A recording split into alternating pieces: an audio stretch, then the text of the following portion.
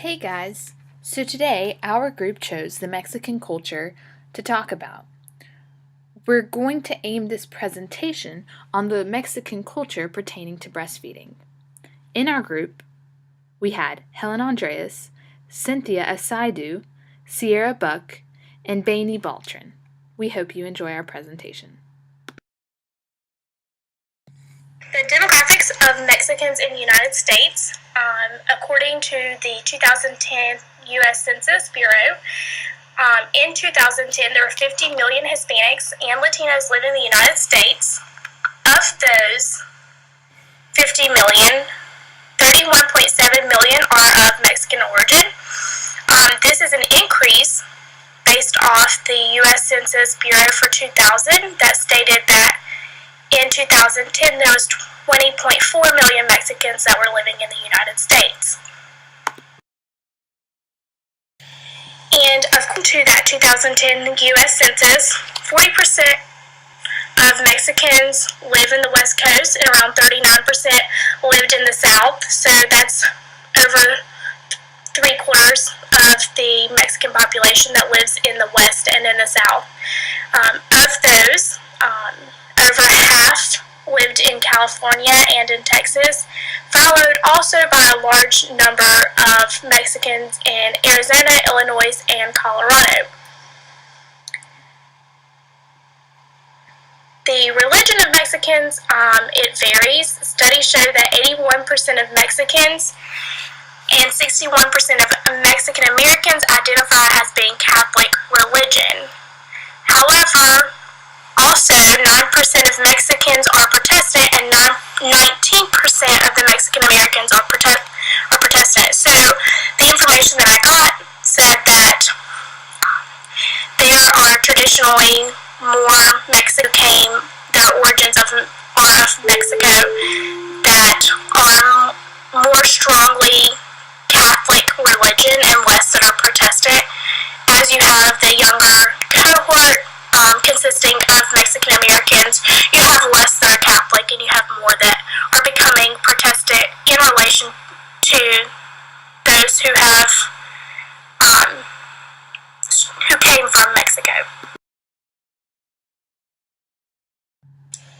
Next, you will see the map of the United States in regards to Hispanic origin and how many different Hispanic groups that you have within the United States. You will see that Mexican encompasses a lot of the United States, including North Carolina, with there being the next being Puerto Rican.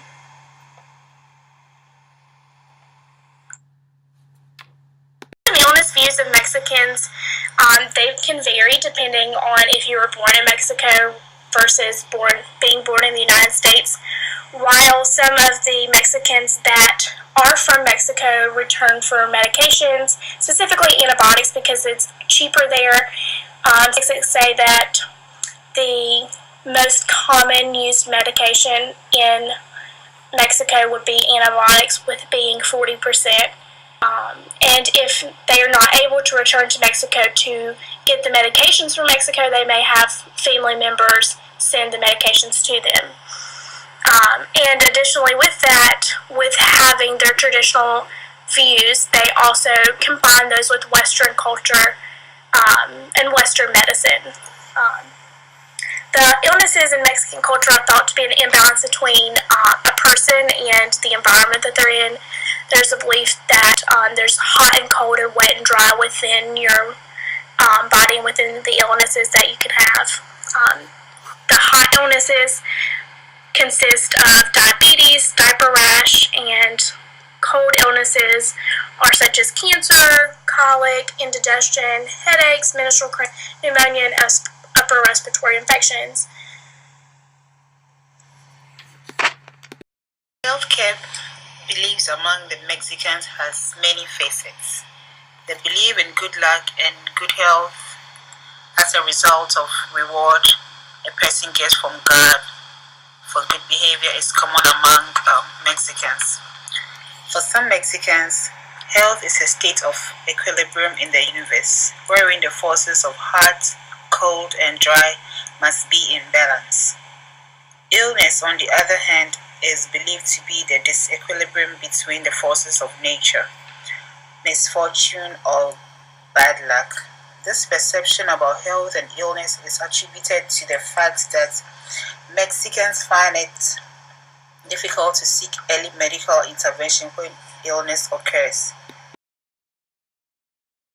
Protection of health is accomplished by the wearing of religious medals or amulets, prayers, and keeping of relics in the home. The use of herbs in the home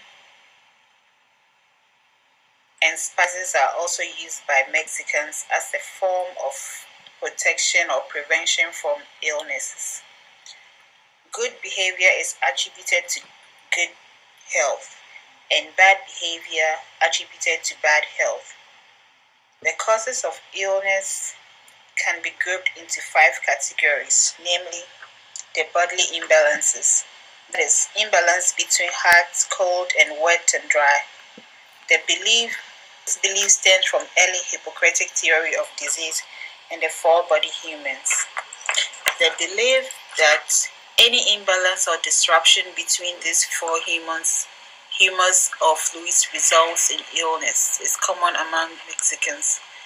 The 4 fluids are blood, which is considered hot and wet, yellow bile, also hot eye, phlegm, which is considered cold and wet, and black bile, cold and dry.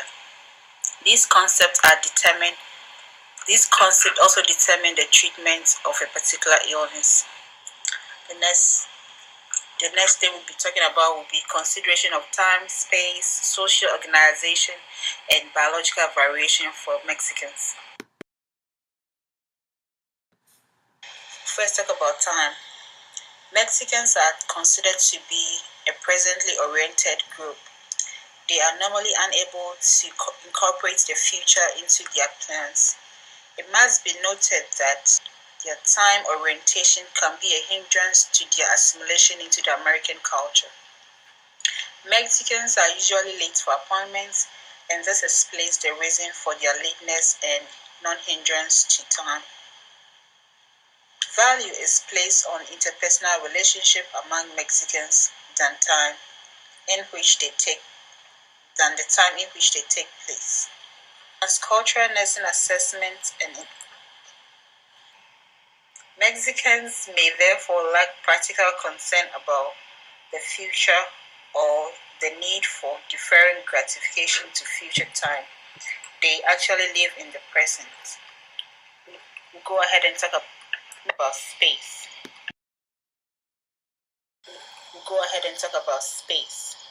Mexicans are considered to be both collateral and lineal. This is seen in their family versus individual relationship. Mexicans place much emphasis on physical presence. Extended family is appreciated and involved in people's lives. They value touch, face-to-face encounters, and listening of each other. One can say then that group togetherness is held high among Mexicans. Boys are actually less tactile when relating to others. It is prudent for nurses to be mindful of the fact that female Mexicans prefer to be examined by female providers, and so the presence of a female nurse will be much appreciated by the Mexican woman when she is being examined by a male practitioner. Some Mexicans just prefer care being provided by the same sex as they are and may resist care given by the opposite sex. Organization. The family is the most valuable institution among the Mexicans. It is their way of identification. They practice both nuclear and extended family systems. Extended family may live together as one household. They depend on their families for social and economic support. The male is regarded as the head of the home, and the woman plays a submissive role. The woman is usually the decision maker in the home. The Mexican family is large and consists of parents and 4 or more children. The role of the woman is, however, changing, as many of them now have work outside the home. Mexicans are described as familism, that is, the sharing of the extended family members and the responsibilities to nurture and discipline children, providing financial support and providing companionship for lonely members. Mexicans oppose children that are well brought up, that is, disciplined and well behaved children are upheld. Mexicans are usually resistant to change due to the fact that they practice familism and are closely integrated together. It must be noted that in the Mexican culture, group needs supersedes individual needs. The practice of compadrazgo, that is, godparenthood, is also common among Mexicans. Celebration of Christmas in the Mexican way, which they call Las Posadas, is one big event in the Mexican culture. Biological variation is the next topic. Mexicans have skin color that vary from light brown to dark brown. Nurses need to know that it is difficult to assess for both vasodilation and vasoconstriction in dark-skinned people. Another variation that can be seen in Mexican skin is the Mongolian spot in children. Their hair is either curly, woolly, straight, or wavy. The health of the Mexicans may be influenced by their socio-economic and cultural practices. Diabetes is prevalent among Mexicans. An estimated 10.2% of Mexicans are diabetics. Diabetes is twice as common in Mexicans than it is in non-Hispanic whites. Risk factors like family history of diabetes, gestational diabetes, impaired glucose tolerance, hyperinsulinemia, obesity, and physical inactivity is common among Mexicans. Complications from diabetes is also common. Neuropathy, retinopathy, peripheral vascular disease, hypertension, just to name a few. Pernicious anemia, hepatitis C, obesity, HIV and AIDS.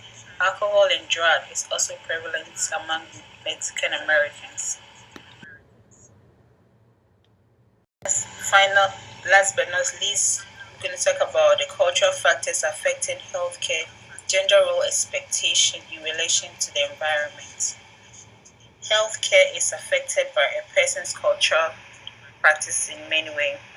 Among the Mexicans, the cultural belief in the external locus of control influences the way Mexicans view and seek healthcare. They believe that good health is a reward for a person's good behavior or relation with God is how health is viewed by the Mexicans.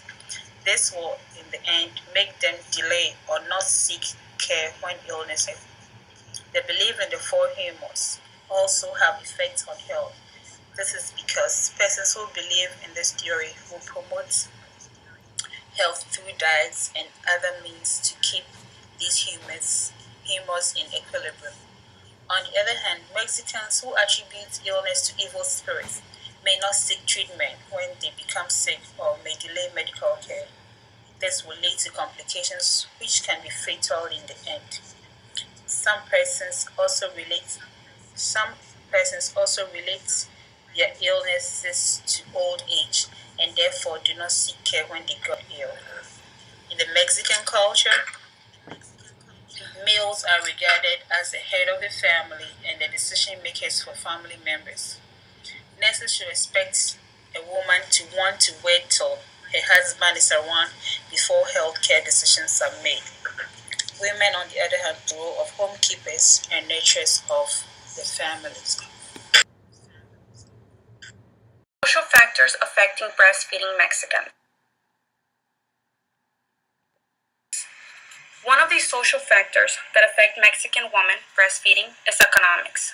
Low-income minority groups experience a high prevalence of health problems. Therefore, the health benefits of breastfeeding could possibly impact this population. Mexican American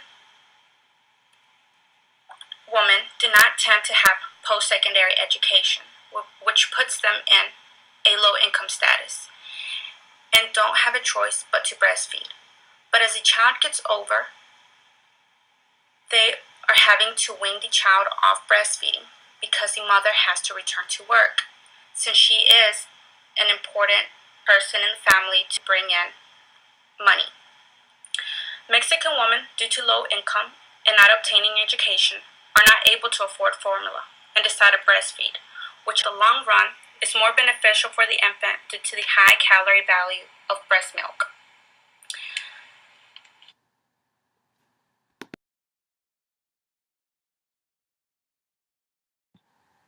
Now, environmental factors that affect breastfeeding in Mexican women. Mexican American are one of the highest races that are diagnosed with diabetes, which means the mother has to be taken prescribed medication that could harm the infant while breastfeeding. Another environmental factor is HIV and AIDS disease.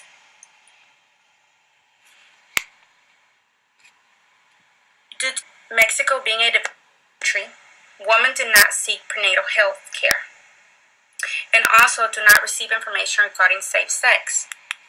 They become pregnant and breastfeed, which then the infant becomes infected and has to suffer with other health problems.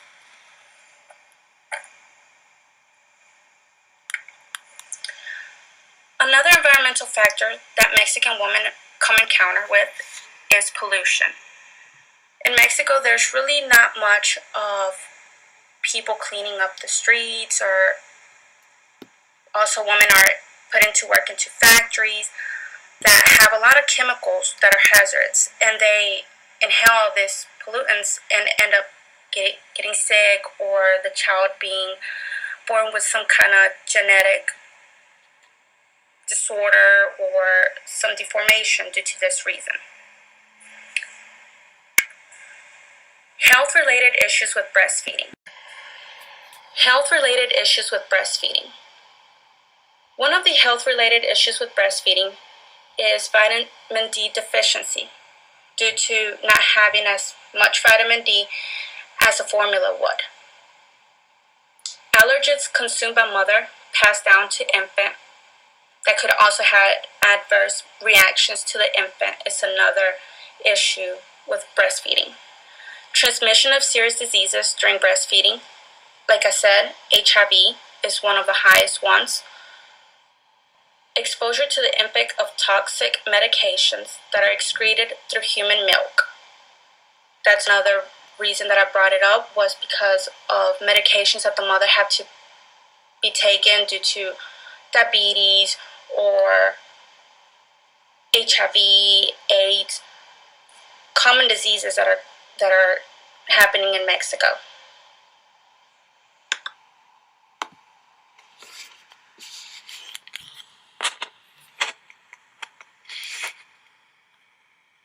So we have just discussed the health-related issue of breastfeeding in the Mexican culture, and now we are going to further analyze it in greater detail. Now we talked about how there could be certain vitamin deficiencies in the breast milk, harmful allergens caused by mother's breast milk that come from contaminated water, produce, and even agriculture, transmission of diseases to unproper treatment plans, and even exposure from the mother to the baby of drugs and certain medications that the practitioners may not have the resources to treat or even detect. So it is important that not only for the mother to breastfeed their kid, but to understand exactly what's going into their baby and they need to make sure that they have enough nutrients going through. So breast cancer and infant mortality due to declining rates of breastfeeding are increasing. Between 2005 and 2010, breast cancer deaths increased twice as fast in the Mexican female population, and some experts are blaming this on the decreasing rates of breastfeeding. So it is evident, or seems to be evident, that there is a correlation between decreasing rates of breastfeeding and an increased rate in breast cancer. There are many studies that portray this evidence on women in America as well. Now, the percentage of Mexican moms who nurse their babies fell from 22% in 2006 to 14% last year, according to a health department survey. So it is clear that there is issues and seems to be a little bit of misguidance in the Mexican culture and in women everywhere, essentially, in terms of breastfeeding their babies. Now, as we've talked about, Mexicans are mainly Catholic and becoming Protestants, so they believe that God will supply them with health and heal them in case of sickness. This is their external locus of control. So essentially, if they were having an issue with breastfeeding, or they saw that their baby was getting sick because of the breast milk that they were providing, then they would ultimately pray to God to heal them or to give them a richer supply of this breast milk. Now, culturally, the mother is viewed as a caretaker of the children and one who is supposed to nurture her children to the best of her abilities. So essentially, breastfeeding is respectable and encouraged among Mexican communities. However, due to the impoverished women and families, getting the essential nutrients in the breast milk is difficult, as we have discussed. In terms of the Mexican healthcare delivery system, there are not many big hospitals in Mexico and renowned doctors and facilities as there are here in America. Therefore, resources are limited as the country is essentially impoverished. So the increasing mortality rates of the babies can be due to a decrease of nutrients, and even if the mother is breastfeeding, it could be due to further issues in her breast milk that are unable to be detected due to the poor or improper medical treatment that is provided for them. Now let's talk about several missteps U.S. healthcare providers would make when dealing with the Mexican culture or Mexican American culture. Now, something we've talked about is how the Mexican culture is traditionally home to a patriarchal family structure, which means that there are clearly defined roles to the mother, father, brother, and sister alike. Usually, women do take the submissive, independent role in the relationship. And ultimately, the family thinks together as a unit. So not letting the family consult with one another during times of important decision making may in fact hinder the patient's health. So this misstep is distorting or disturbing family unity in times of important decision making, say for instance in a time where one of the family members has cancer or even strep throat. So in deciding the best form of treatment for the patient, is important for them to consult with one another and even give them time alone, perhaps, to come up with this conclusion at the end. Another misstep U.S. healthcare providers could do would be using a family member who knows English to translate interactions between the provider and the family. This essentially may harm the family dynamic during times of important decision making, as that child or one parent who does know English is trying to be the mediator between the doctors or the nurse and the family. Therefore, the family could end up getting mad at this mediator or translator, and it would end up being a big mess. So it's best just to use a translator that the hospital or even the clinic would provide for you so that you don't distort this family unit. Now we will talk about Mexican and American interconnections. Although there are very many of them, for the purposes of this presentation, We will focus on trade, immigration, and general ideologies of breastfeeding. Now, as of 2013, Mexico is America's third largest goods trading partner. This statistic has not changed and, in fact, has increased. In 2015, U.S. trades with Mexico, including imports and exports, was estimated at about $531,118,000. Some of these leading exports include machinery, vehicles, plastic, mineral oils and fuel, and some of the agriculture is soybeans, dairy products, pork, and pork products. Now, some of the leading imports include fresh vegetables and fruits, wine and beer, chocolate, optic and medical equipment, electric machinery, and vehicles. Now, although there are very many more, these imports and exports were several of the top leading supplies. The next interconnection that we will discuss is immigration, which actually seems to be a hot topic, especially now during these political debates. Now, migration from Mexico to the U.S. primarily involves the movement of Mexicans from Mexico to the southern states of America, which border Mexico. And due to the proximity and work availability, the majority of Mexicans moved to California, Texas. In California, there are 11,423,000 immigrants, and Texas, 7,951,000 immigrants. Now, the majority of these Mexicans that are migrating are males coming to America to find work, to make money, and to send it back to their families at home. However, the ones that do come over illegally without their families tend to go out on this very dangerous journey. When crossing borders, a lot of them die and go missing, which is a very, very sad situation.